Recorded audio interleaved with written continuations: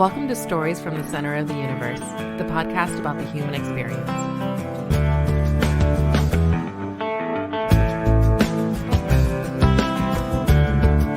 Mary Crutchfield, welcome to the Center of the Universe. Thank you. Thank you for having me. No, this is great. I should mention we connected. You work with one of my neighbors, Sonia McFadden, and I said, Sonia, I'd really love to talk about mental health. She said, well, you can't have me on before you have Mary on. Oh, that was sweet of her. Yeah. So she connected the two of us, and you and I had a chance to catch up, I guess, 2 or 3 weeks ago, and here we are. Here we are. Yep. Yeah. No, I was glad that she passed you along to me because I am a huge advocate for mental health, especially in Hampton Roads. So this was perfect. And you are quite serious because I see you've got a very serious microphone there. I am serious. Thank you. Why do you have such a serious microphone? Well, I just bought it because I'm actually going to be doing like a mental health vlog. And it's the first mic I had, and it was way bigger than I anticipated when I got it. That's perfect. So, It looks very professional. That's great. Thank you. I guess we should start at the beginning. Where were you born? So I was born in Trenton, New Jersey. And I was born to my mom and my dad, obviously, but my mom is a dietitian. My dad's a pastor, United Methodist minister. And we started out, in New Jersey, but lived in a tiny little borough somewhere. I don't remember a lot of that when I was that little. And so how long did you live in Trenton or that area? I lived there till I was about 7 or 8 years old. And then we ended up going overseas. We started out in Kenya. My parents are missionaries, so they ended up, they said that they got a calling from God, and so they decided that they were going to move us over to another continent.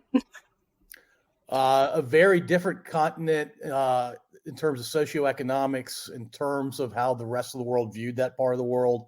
But we'll come back to Kenya in a second. So my wife's from northern Jersey. Trenton, okay, I guess, is considered somewhere between central and northern Jersey. Do you have memories of Trenton or that area?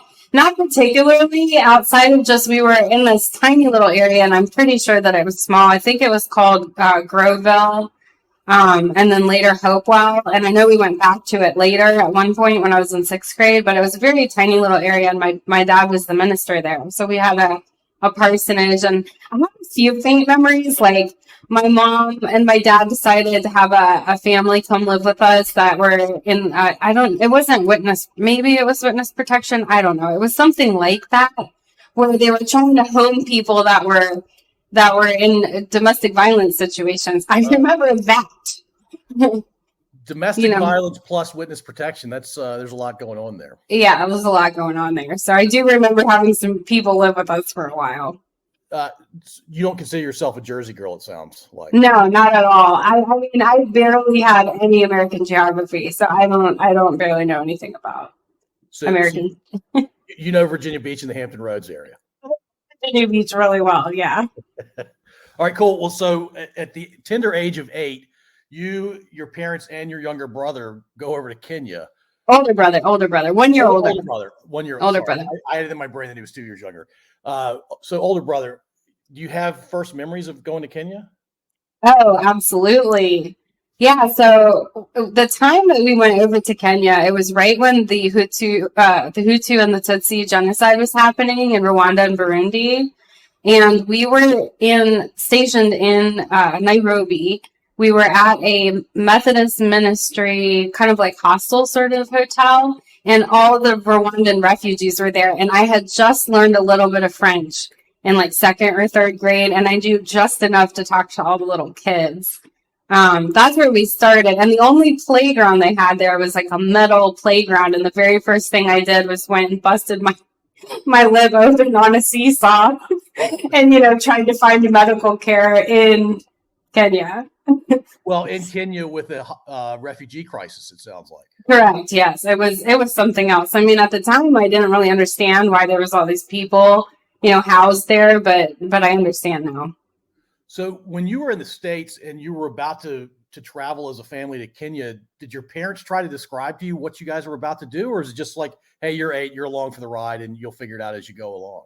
So They did explain to us that they had a calling and wanted to take us overseas, and it was a different reaction between my brother and I. My brother was terrified, and he used to keep inventory in the pantry of what was there, and he ate everything in sight and gained all this weight. And our little family pictures to travel overseas are him being like, really miserable and kind of large, and he was, he didn't want to be like the Ethiopian kids on the TV, because that's when they were showing all the kids with the flies and, they were sick. And I, on the other hand, was like, oh, I'm going to love this. And I was singing along to all the songs and, the little, we're going to go on the mission field. And, there's all these little like hymns we would sing, like getting ready to go. And so they actually had a training somewhere in the southeast. I think it was in Georgia or Tennessee. There was somewhere where we were sent with a bunch of other missionaries. We were all preparing to go to different places all over the world,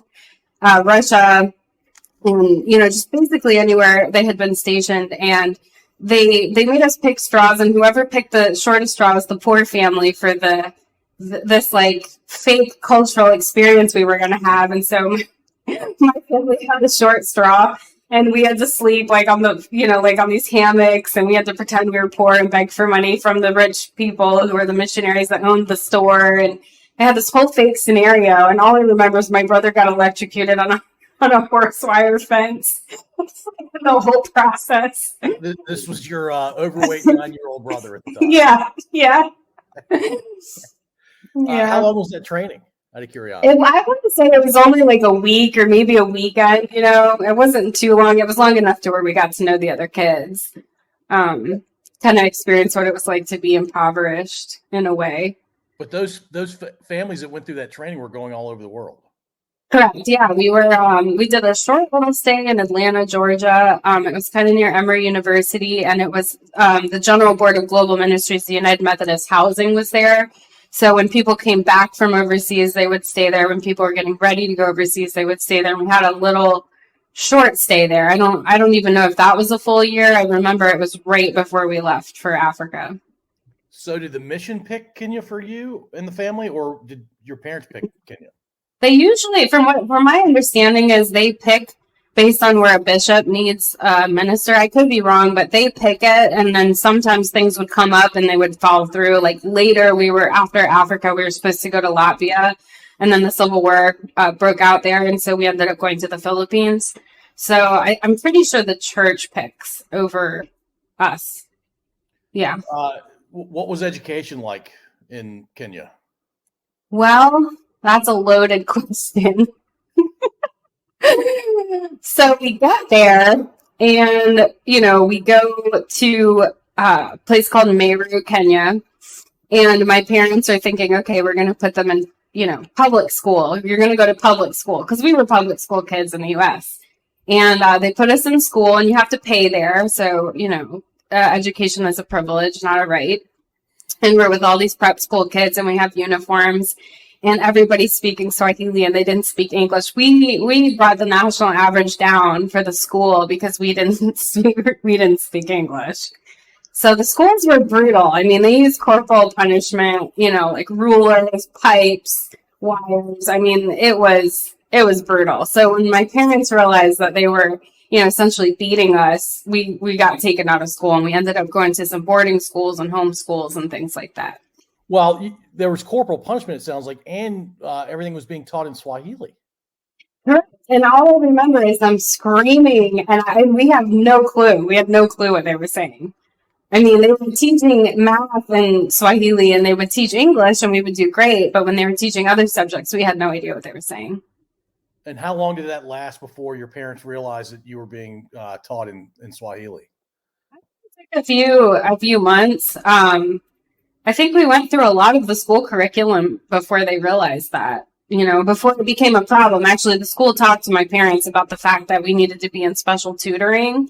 And so the principal was trying to tutor us so that we could learn Swahili. Wow. And that wasn't in the cards because your parents didn't plan on staying there for the next 10 years, right? They knew they were Right. They knew we were moving on. And we did. We went to Tanzania. They speak Swahili in Tanzania, too. How long were you in Kenya? We were there, oof, I don't even remember. It was a year or two, and then we went to Tanzania, and that's where we stayed all the way up until I was 14, 15. So you were in Tanzania for a while. We actually stayed a while, yeah. Yeah, and the same reason you moved is because there was a need in Tanzania? Yep. Same reason. Was Tanzania different at all from Kenya? Oh, absolutely. We were near Lake Victoria, and it was a very, well, we moved around in that area. We ended up staying on a Swedish orphanage at some point, but we kind of moved around. It was a very small area. There wasn't a lot, we would call it maybe a village, when really it was like to them kind of a town, but there were, the water really didn't run except certain days out of the week. The electricity was only sometimes. It was very, very remote. Very remote. Like, just to get there, when we arrived, the British hadn't built a road between Kenya and Tanzania yet. It would take about 16 hours to go from Kenya to Tanzania, where we lived. And then after the British developed it, took an hour. So if that kind of gives you an idea of like what we would be driving through, just like mud and, just desert, but, to get there. Wow. Was potable water a problem?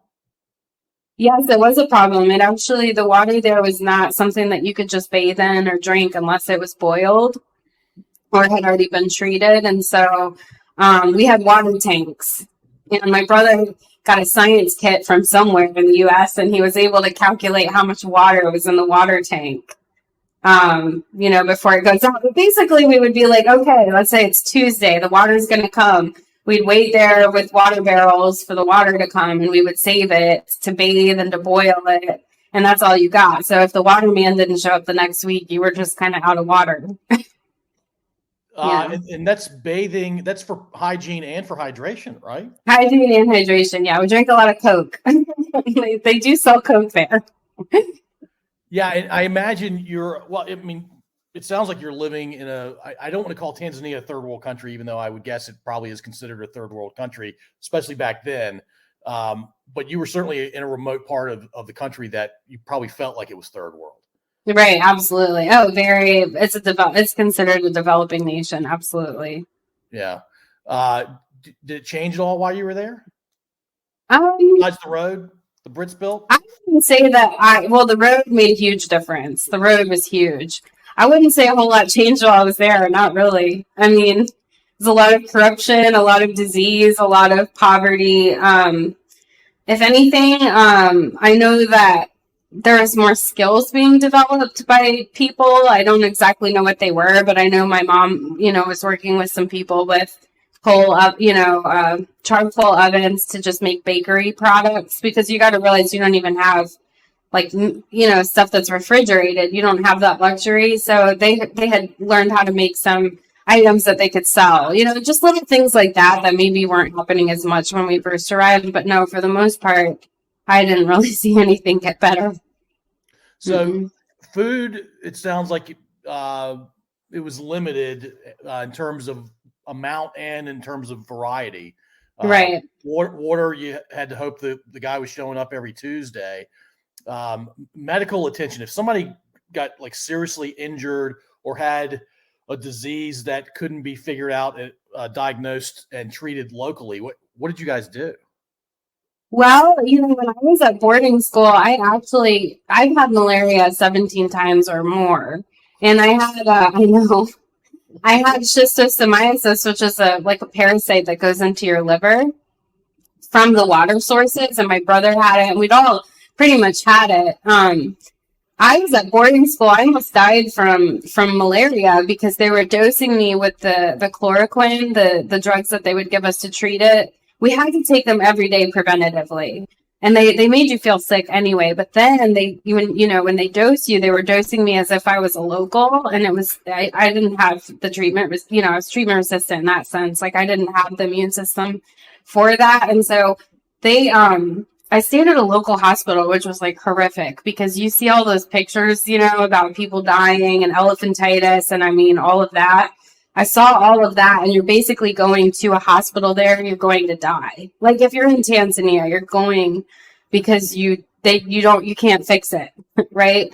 So my parents were going to helicopter me to another country, but what ended up happening was somebody realized what it was that was going on, and I was treated, and they sent me to like the school that had a lot of American kids there. They had a little nurse hospital center, and they ended up treating me there. But when we came back to the U.S., we had to go to the CDC to get clearance to even enter.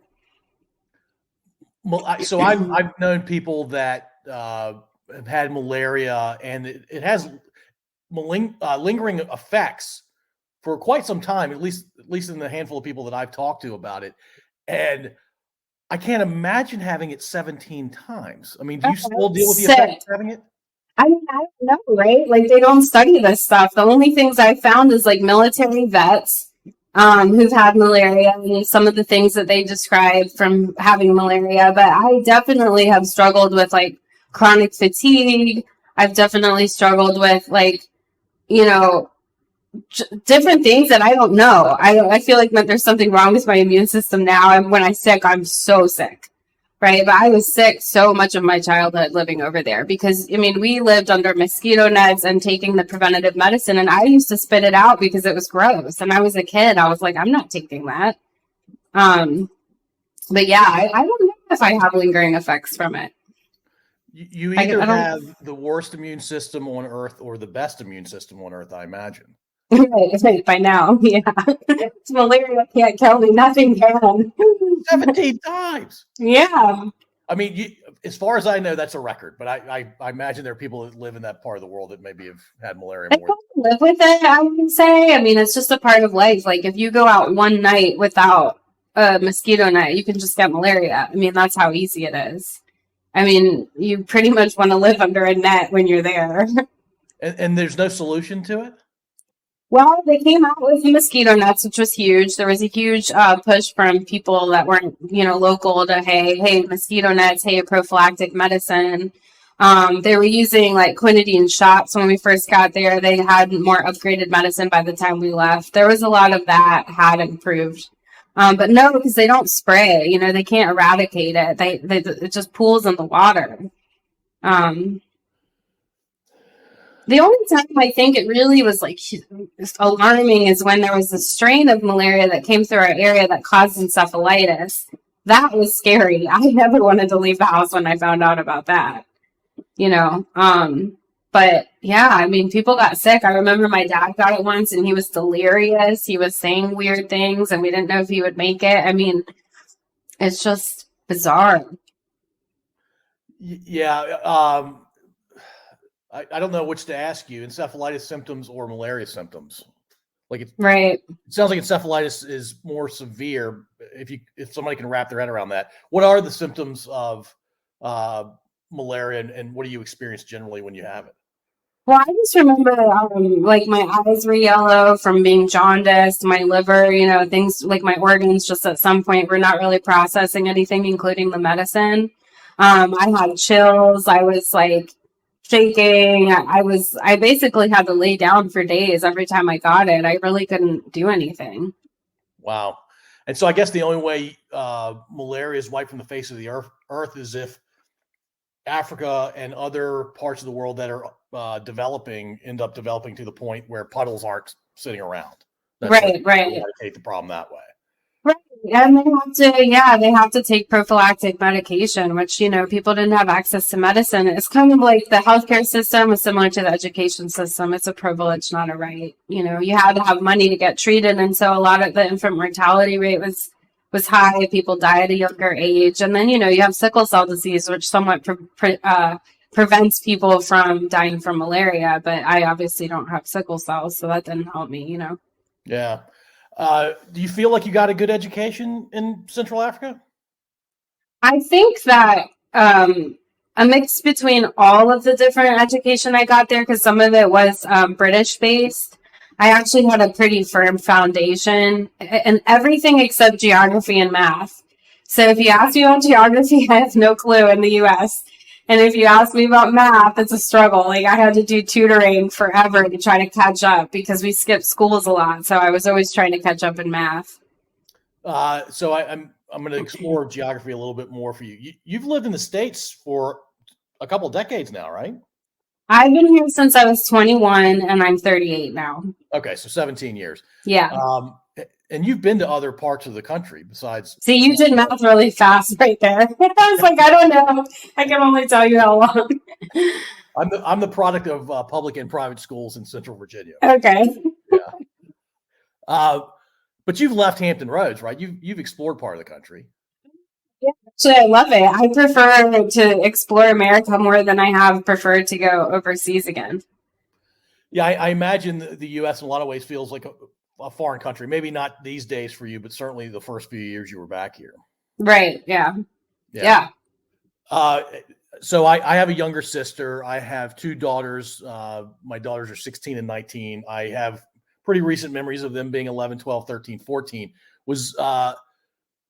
What was that experience like being a young preteen or early teen young lady in Tanzania? It was pretty brutal. It was pretty brutal because I was blonde hair, blue eyes, right? So even when we first got there, people were touching my arm and they were saying you have fur, and they were touching my hair and they were, looking at my eyeballs. And they were just really intrigued by it. And then as I got older, I was very standoffish. We were in gated communities. It's not safe. It was very dangerous. We had guards. We had dogs. The guards were armed, not with guns, but like crossbows and stuff like that. And so it was scary. And when we went to private school, the private schools were missionary kids schools. It was for expats.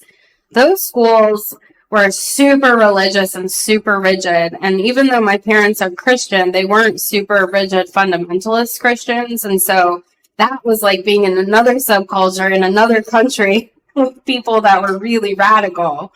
So it was tough. It was really tough. Yeah, I can't even wrap my head around what you went through living there. So when I asked the education question, I was mostly asking formal education, whether it's in a school setting or homeschooling, but I also meant the overall experience of living in those countries. I imagine you feel more worldly than the average person. I will tell you that when I first came to the U.S., when I came back, I was 18.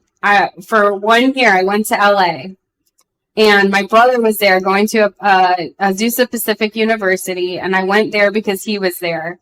And I had the worst culture shock. I could not believe that. I remember calling my aunt and just telling her, all the girls are worried about shaving their legs and getting their nails done and cutting their hair. And I don't understand. There's people dying in America and things are so much more important in other places. And everybody was worried about a party and going and getting, drinking. And I didn't realize I was in a school that had a lot of really wealthy kids too. They were driving Ferraris and, I was just so out of my element. So yeah, now I'm more adjusted than that. It's still a struggle though. There's something about being a third culture kid that I think will always be with me, whether I'm here a long time or not. Yeah, and it doesn't help that you went to LA. Right. Worst place to go. Looking back, I'm like, when I came to Virginia, I love it and I never left. So yeah, Virginia still would have been a culture shock, but not the extreme that LA had to feel like. No, the culture shock here was there was no one anywhere. Like, where are people? Nobody's walking on the streets. Nobody's talking to each other. It's only inside. It's cold. Like, where is everyone? Where are the vendors? Where are the places where you go to buy food? You have to go in these massive supermarkets and there's stuff everywhere and you're just looking at consuming stuff. That was what it was here in Virginia. Yeah, so we had a guy named John Dow on. He was a South Sudanese lost boy. He was featured in a documentary maybe 18 years ago. And his experience, he grew up, he was born and raised in what was Southern Sudan at the time. And he said his first time going to the grocery store was like he thought he was on a different planet. The doors opened automatically. There was an entire aisle dedicated to cats and dogs. Now, you were 8. You don't remember a lot of being. I remember that, though. Tell me about that. What was that? We had a similar experience. I would get picked up. We'd fly into Atlanta. We'd get picked up by our relatives who are fairly wealthy. They had these big, Land Rovers or Range Rovers or, Ford Expeditions, like huge cars, and they'd take us down these big highways and they would ask us what we wanted to eat and they'd bring me donuts. And I love donuts because of that. It was the one thing I always wanted donuts when I was in Africa. And so when I get back, they'd have dozens of donuts like sitting around, and then they'd take me to the store. And one time they took me and told me to go pick out cereal. And I was there for like 20 minutes and they came back and they were like, what are you doing? I don't, like, we're just like cornflakes. Like, that's the only thing they had in Africa was cornflakes, I was like, I don't know what this is. It's too much. It was too much. It was overwhelming. And to this day, when I go in large stores, I'm like, it's just weird. Weird. And it's a reminder for me, especially because I didn't grow up a third world kid, that we have it really well off. We're extremely fortunate in this country. Very, very. So that trip to Georgia with the donuts, were you 14, 15? Well, so we have what we called furloughs. So every 4 years, you were allowed to come back to the United States. For some missionaries, they would come back and they relied on the money that they raised during that summer or that year to be able to go back. For my parents' mission, they got paid regardless, but they did spend the entire 6 months of our furloughs back home raising funds. So they would travel all over the U.S. and I would stay with relatives. And so I got to do it a couple times, of the donuts and the candy and the gum and everything that we could never get. One Christmas, all we wanted from the U.S. was meatloaf and some Kraft cheese, mac and cheese. And my mom actually was able to do that. And it was like the biggest deal ever. But she did that back in the States. No, she did it in Africa. Somebody sent us a box of Kraft mac and cheese.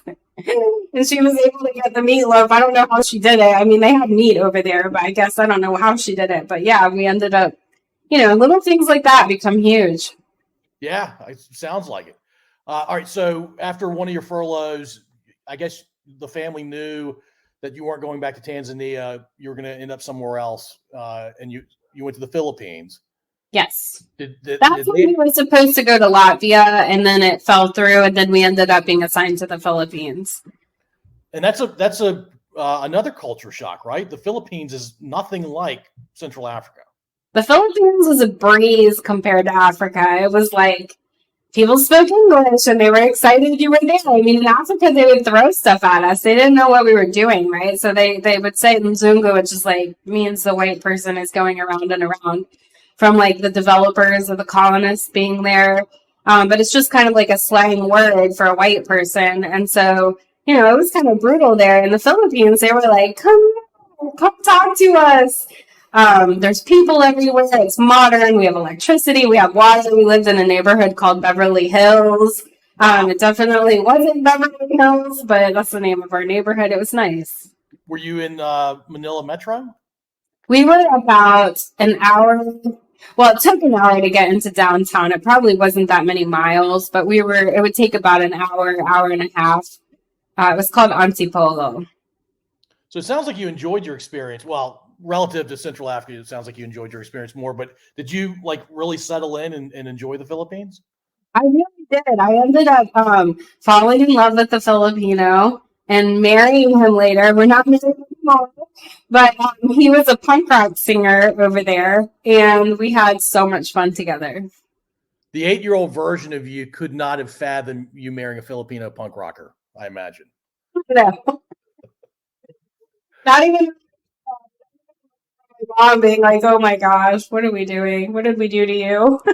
I think you were pretty young, right? Actually, I decided, so I came to LA when I turned 18. My parents left and went to Taiwan. And I went to LA, hated it, and I decided I'm going to move back to the Philippines. So I did. So I moved back, and I got married with him there, and I got a green card for there. And I did the opposite of what everyone else does.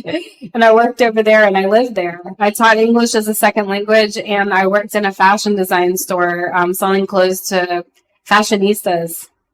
Did you have interest in fashion, or is that just it was a job? Zero interest in fashion. They were like, oh, I'm so excited. You're white, you're Caucasian. People are going to think we're cool. They're going to think we have like a modern store. we're going to dress you up really cute. And then when people come in, you're going to convince them to buy these clothes. And I was like, all right, I'm down. So your second time in the Philippines, how long were you there? I was there until I was 21, and then I came back here. Okay. Yeah, so not very long. Yeah, and what was the plan when you came back to the States? I didn't have a plan. I had like $100, and I made a phone call to a friend who lived in Minnesota. And she happened to be my sociology teacher in the Philippines, and she had left the mission field. She had said, none of this, no more. And she moved to Minnesota, and she was really financially strapped, but she let me live in her basement for about 2 weeks. And when I decided I was going to freeze to death because it was so cold. What time of year was it? It was winter. It was winter, and I had all tropical clothes. So I got a job at Home Depot up there. I ended up not even showing up. And then I called my aunt who lives here in Virginia Beach. And she had a beautiful house in Bay Cliff in a nice neighborhood, like 5-bedroom house. And she said, sure, yeah, you can come live with me. So I lived with her. And you love your aunt to this day, I imagine. I do. She's like my spirit animal. Like, she's the coolest person ever. And she's still in that house? She's not. She sold it and moved into a retirement home. So she's not a spry 50 or 60 something. No, she's in her 80s. Yeah. She raised me late for her. For her, that was late. Yeah. So settling in Virginia Beach, I guess it had to be weird for the first, I don't know, how long was it weird for? I tell people when they relocate, based on my personal experience, anecdotally, it takes a good 5 to 10 years to totally integrate. That's how long it took me, because I actually worked down at the oceanfront as my first job. So they wouldn't let me be a waitress because I couldn't count money, but they let me be a hostess. And these people who live there, all the students that come on their visas, their student visas, they're from Kazakhstan and Bulgaria, and, they actually befriended me, and they taught me how to pump my gas and how to write checks and how to do all these, basically maneuver without a car, without a cell phone. I didn't have anything.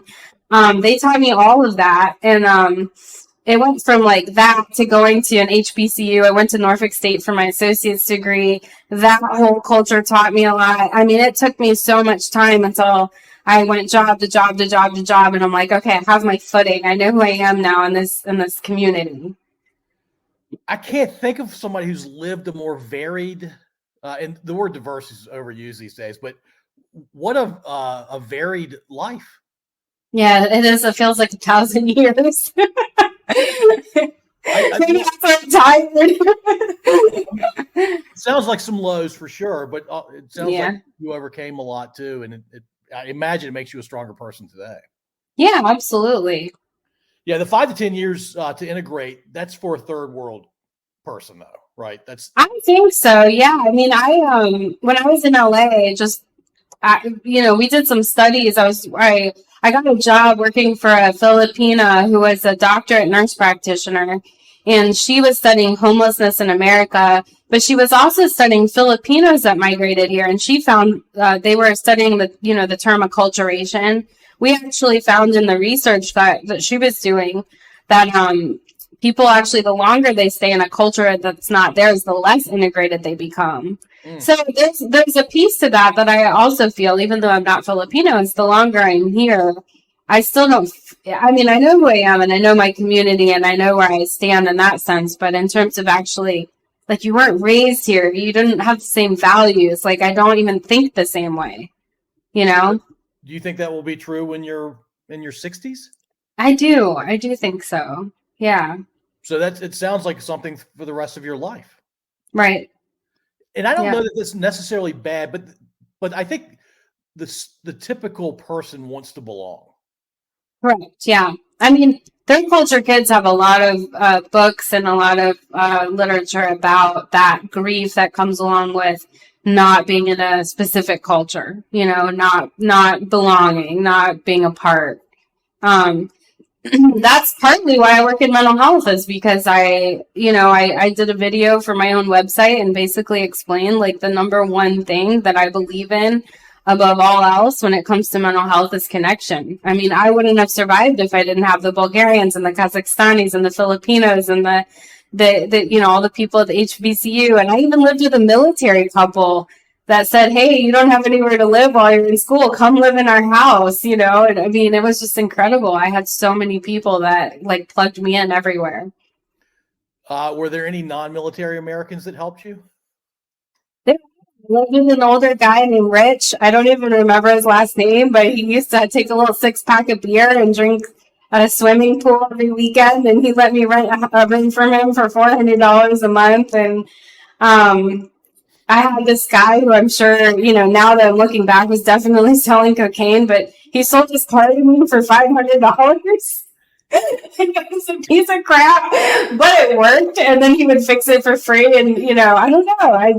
So many cool people that were just there.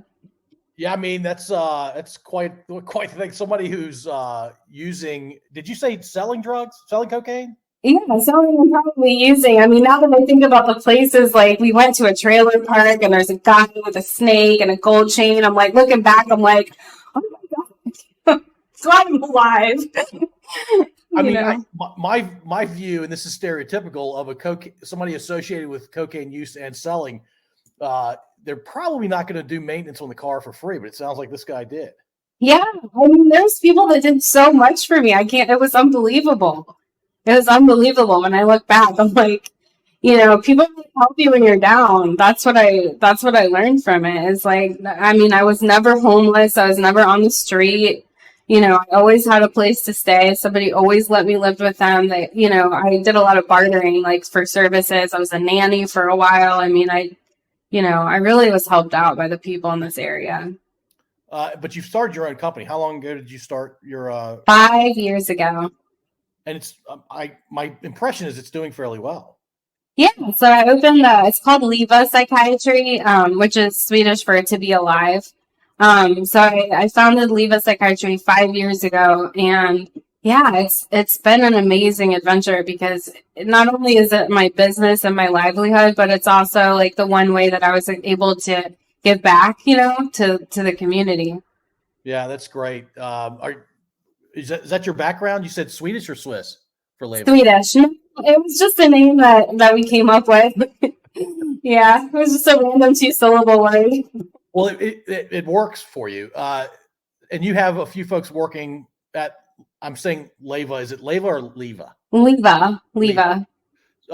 You have a few folks working there, right? How did you? I do. I'll use Sonia as an example. How did you connect with her?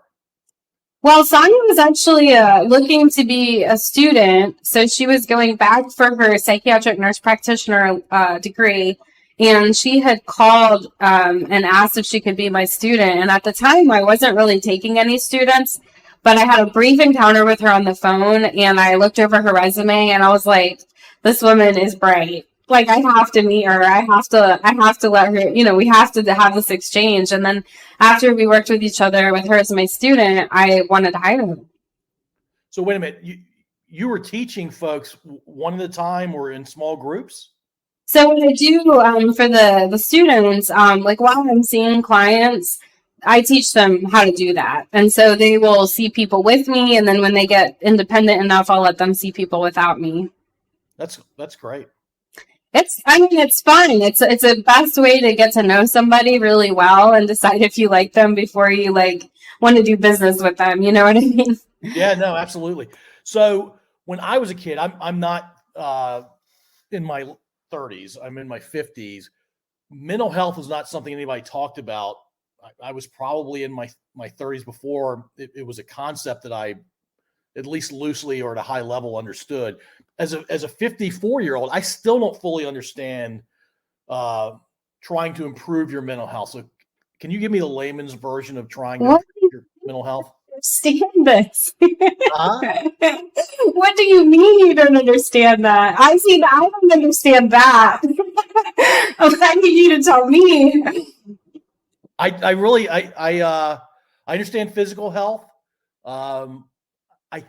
Well, when you say or I say mental health, does that include emotional well-being, Yes, definitely. And it's the whole person. It's physical, it's the mental, the emotional, all of that's involved, right?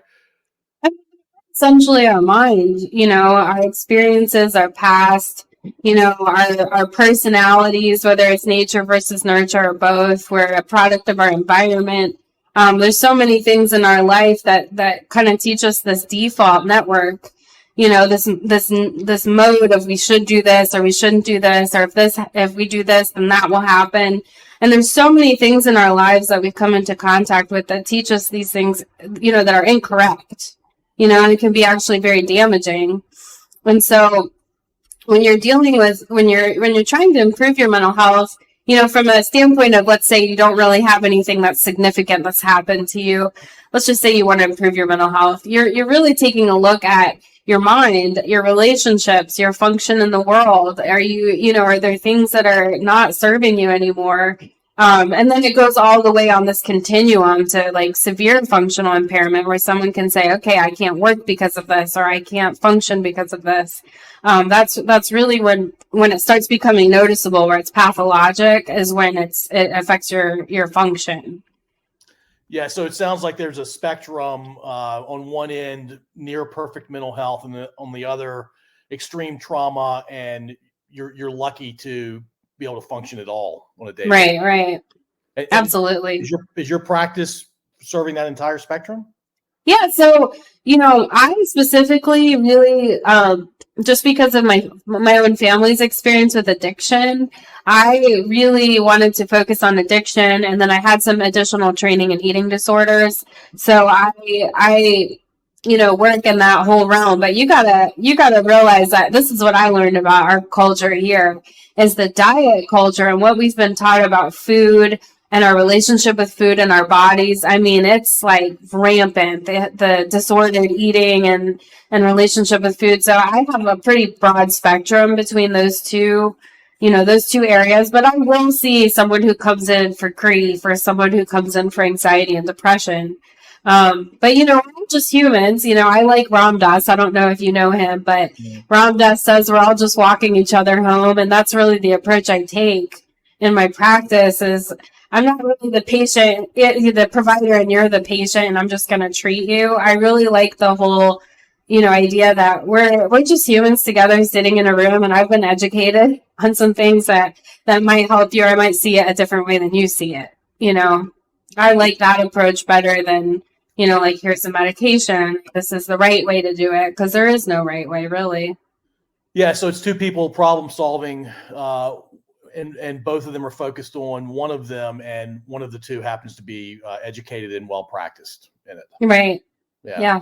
Do you find that, and I'm not going to, for this question, I'm going to be more generic than just addiction and nutrition and diet, and I may be using the wrong term there.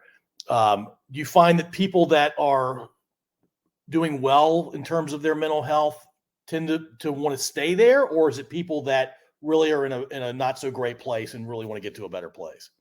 I actually feel so fortunate, because now that I've been practicing in this area for about 10 years, I have people all across the spectrum. So I've gotten to the point where I see people that I like watch them have babies, and like, it's really cool. So some of them we just have such a good rapport that our relationship has lasted to where, hey, I'm just doing a checkup because things are okay, all the way to, like the local National Alliance of Mental Illness calling and saying, hey, we have someone in crisis. We can't find a single provider in the area to see them in the next month.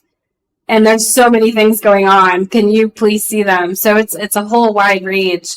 It's almost like emergency mode during COVID. I mean, it really, really impacted us. We were just nonstop crisis calls every day. I would say prior to COVID, it was very much more like routine maintenance with some new patients that had some complexity.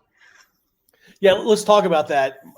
My guess is, and you alluded to it there, if not, you said it, like before the pandemic was declared, I imagine if I wanted to go see a mental health professional within a week or two, I could go see them. And if I had a real emergency, I could see them relatively quickly. Post-pandemic, I heard horror stories of people not being able to see folks for several months. Oh, it's terrible. Yeah.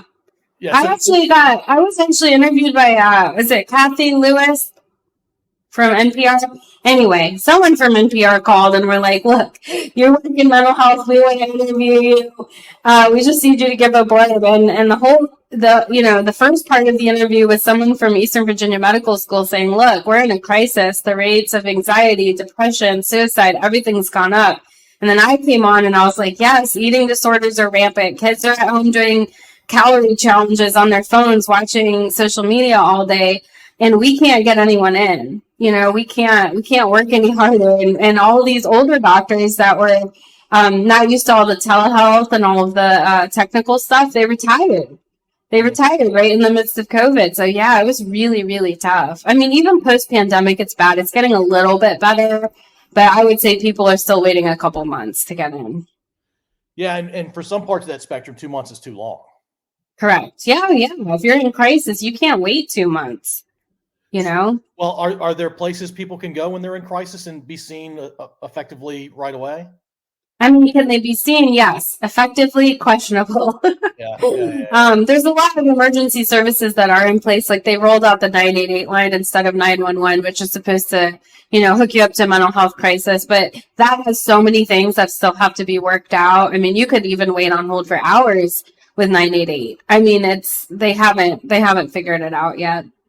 The spirit of 988 is in the right place, but yeah, there's a lot of process kinks they're going to have to work out. I imagine it's going to take a while. Yeah. Yeah. All right.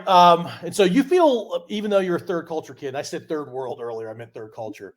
Something I was like, I think he knows what he meant. Yeah. I was in the spirit of what I was asking was definitely coming from the right place. The guy I started this podcast with is a third culture kid. He's 28, 29 now. But he lived all over the world and didn't really live in the States. I think they were in Texas for a couple years in his first 18 years of life, but he didn't really spend any time in America until he went to college here. And when he was describing the challenges he had, I'm like, oh, come on, man, you can get over it. And the more I got to know him, I'm like, that's real.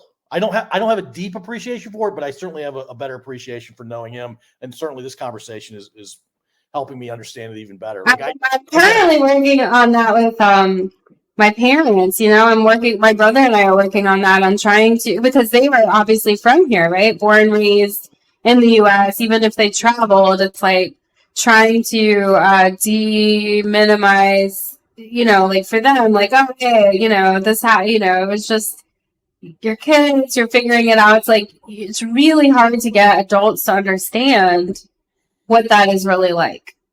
Especially if they haven't experienced it for themselves as children. Yeah. Yeah. What's your relationship with your parents these days? I mean, my parents live in Sandbridge, so they moved here to Virginia too. Okay. I love the area that they live, so I go see them. We're still navigating the waters of like, what is it like to live around your parents when I was in boarding school a lot and I didn't live around them. So we're still navigating those waters. Is your brother in the area as well? He is, yeah. He moved to Chesapeake. He's a videographer. It's kind of cool because he did all these narrative documentaries as a young adult so that he could help missionaries raise money or, tell a story about the amazing things missionaries are doing. But he ended up in his career becoming a videographer. So, Mary, your parents, your brother, and you have settled in the Hampton Roads area in part because it was too cold in Minnesota in the winter. And you have an awesome aunt. Well, it literally was just because I came and never left. I came and I was like, after my husband left and we got divorced, I was like, I'm going to go somewhere. I don't know where I'm going to go. I'm going to go back to California because my brother's in California. And then I met someone else that I'm still with this much time later. We're not married, but we love each other. And, I was like, okay, well, I'm just going to see how this works. And so I never left. And then my brother, I was like, Justin, you're struggling out in California. You don't have anyone. There's no family. You have no money. There's nothing. The jobs are so hard to come by at videography. You should really come. So he came. And then his girlfriend came, and then she got a job in HR. And then at one point, me and my brother and his wife and my significant other, we were all working at Eastern Virginia Medical School together. And then, it's kind of like I had the roots because my aunt was here. So then my brother had some roots. And then, you know what I mean? It kind of spread that way. And then when my parents' term ended up in Taiwan, they said, where should we go? And we were like, well, just come here. So as a third culture person, I will tell you that by law, you're legally married, because I'm pretty sure Virginia is a common law marriage state. Great. Actually, I don't know that for a fact, but I know there are common law marriage states out there. Right. And I think most of them settle around 7 years. If you've been with somebody for 7 years, you're effective. Oh, yeah. We've been together about 14, I want to say. Yeah, so you've more than doubled the requirement. Yeah. Good times. All right, cool. Well, I asked a fun question that I got from a buddy of mine. We've probably asked, I don't know, 80% of our guests this question. And it's meant to be a little bit more revealing about who you are. And yeah, you're my first third culture person that I've recorded. Like the guy that I started the podcast with, we never released anything we did with him. So I can't wait to hear your answer to this, actually. No, so scared. No, you'll be fine. This is actually a pretty easy question. It will require a little bit of thought. You have your own talk show. Think it's like a daytime talk show, a late night talk show. It's your talk show, but you only get to do it once. You have an hour and a half for this talk show. You get to invite the guest, and remember, it's one time only. But this is a really special talk show because your guest can be alive or dead. They can be famous, not famous. They can be friends and family. They can be somebody you've never met. Your talk show can attempt to be entertaining or thought-provoking or helpful. It's whatever you want it to be. You're going to invite one female guest, one male guest, and a musical act. Who are your guests? Ooh, okay. Joni Mitchell is my musical act. All right. Nice. I don't know why, but I just absolutely love her. I grew up listening to her. The album Blue, and she sings the song about California and being homesick, and that's just like a solid song. And I would love to see her when she had the really high-pitched voice when she was younger. I think because I am like a huge proponent of advocate for third culture kids. I even have a friend opening up a whole nonprofit to try to help them transition. I would say I probably would want my friend Sandra, the one that took me in Minnesota, to be the speaker, the female guest. Okay. My sociology teacher, she's just brilliant, and she's just powerful that she left the mission field, and that she just, I don't know. So that would be my female guest. My male guest would be my brother. Okay. Yeah, because he doesn't speak enough about the things that he needs to speak about loud enough to a crowd. And he's so brilliant. Tell me more about his brilliance. I mean, he has this, have you ever met someone who's just really comfortable with who they are? There's no small talk and fake nuances, and there's no BS. It's just, that's who they are, and they're not even going to try to sell themselves to get a good job because they just know their work and they know they're good. That's the brilliance behind him. It's kind of like that indifference towards trying to be great. He's just great. He also is brilliant because I watched him do videos of me when I was 13, 14. He would film me in my mom's slip, with pearls being Celine Dion, singing, and I watched him go from that, getting a pre-made computer and camera, to building whole computers, building whole sets, building whole ideas, building people's vision and being able to do it. And it's just all right there, and he doesn't even talk about it. He doesn't even say a word. So he's truly brilliant, and he doesn't say a word about any of it. Yeah. Yeah, I think that's what I think most people wish they were. At least, that appeals to me. Who wouldn't want to be brilliant and then just be so confident about it that you never have to talk about it? Yeah, and he's not narcissistic. He's not selfish. It's just there. That's just the way he is. That's a beautiful thing. And if I could get him to talk about third culture stuff, like his experience, I think that would be really powerful too. Because, a lot of the males don't talk about it as much, I would say, as, females. If I talk to your brother, would it be like pulling teeth with him, or would he open up pretty quickly? He'd open up. Yeah, I think he would. Okay. Especially if you encouraged him. Yeah. Yeah. I mean, he's not like shy in that sense. He just is. I don't know. I don't know how to describe it. There's a word for that. There is a word for that. I can't think of it right now. But it sounds like if you ask him a question, he'll answer it. Yeah. Yeah. Got it. All right. So from a mental health perspective, somebody who is on the I don't want to say near perfect mental health, but they're in a good place. How would you describe a good place in terms of mental health?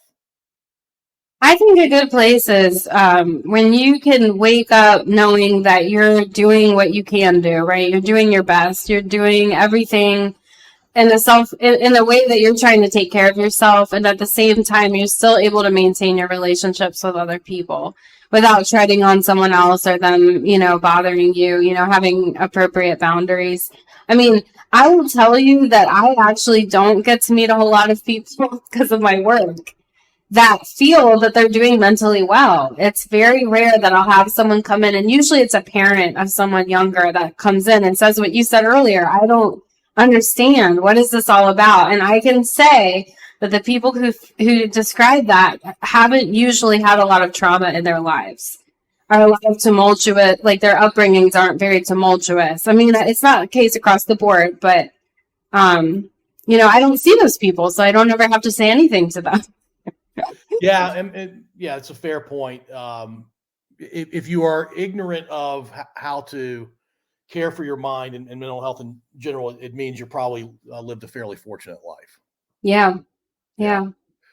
Cool. So are you going to be doing this for the next 20, 25 years, you think? I think so. Yeah, absolutely. I actually, you were asking about the mic.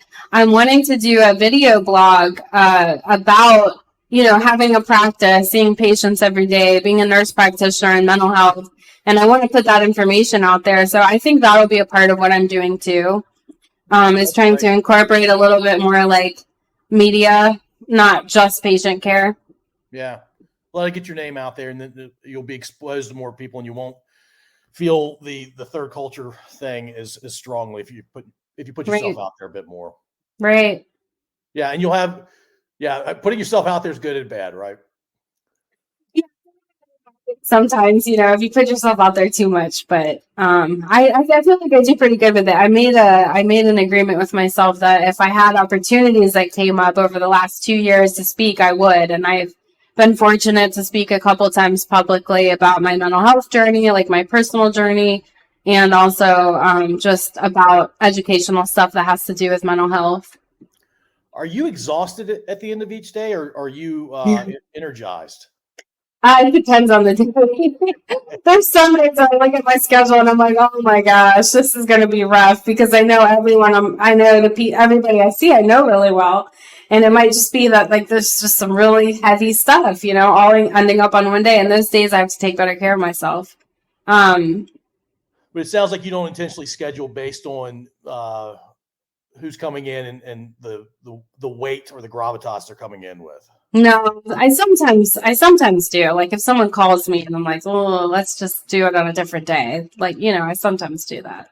Do you find that you're as effective on Zoom as you are in person, or no? In person is the best way to go. In person is better. And I'm one of the few people that really I kept my office. I have a huge overhead and I still pay that every single month because I don't want to lose that. I don't want to lose that connection. What we talked about earlier. Yeah. Is the perfect state of being contentment? Is it happiness? Is it some combination of those two things?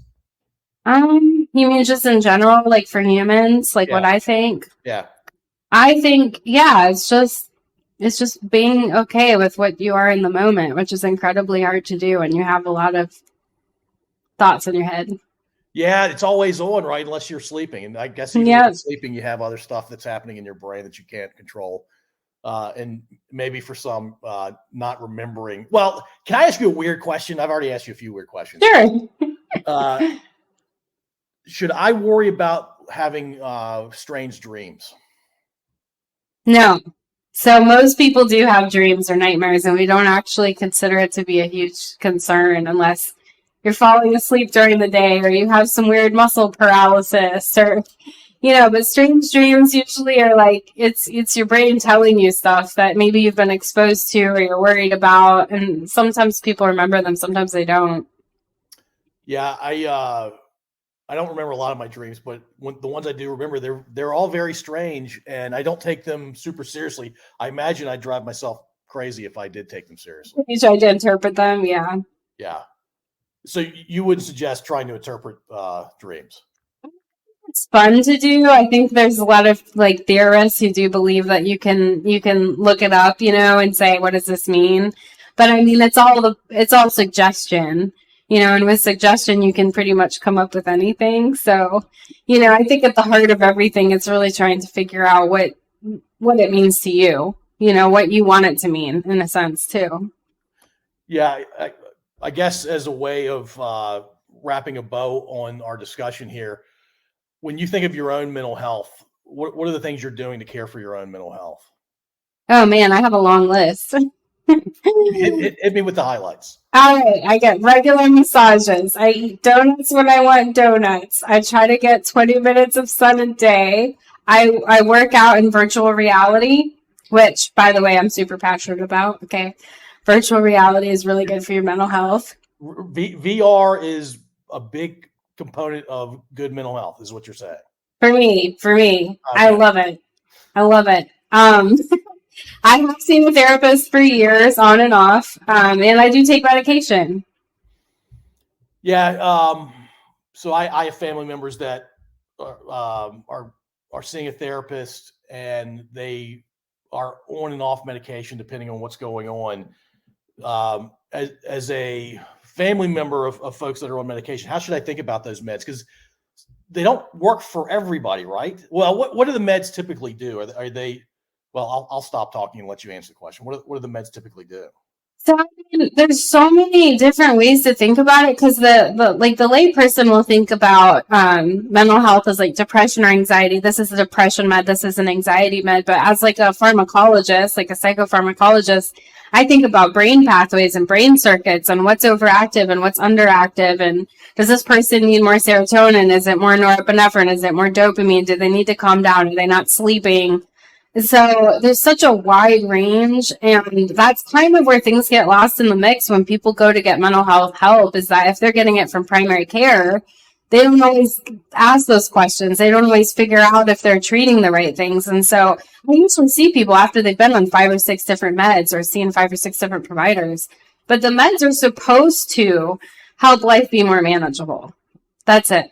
They don't fix everything. Even with schizophrenia, even with something as severe as hallucinating, paranoid delusions, all of those things, it's supposed to make life manageable. It can't take away all of the hallucinations. It can't, even for those conditions, serious mental illness, they only help. They only help alleviate some of the suffering.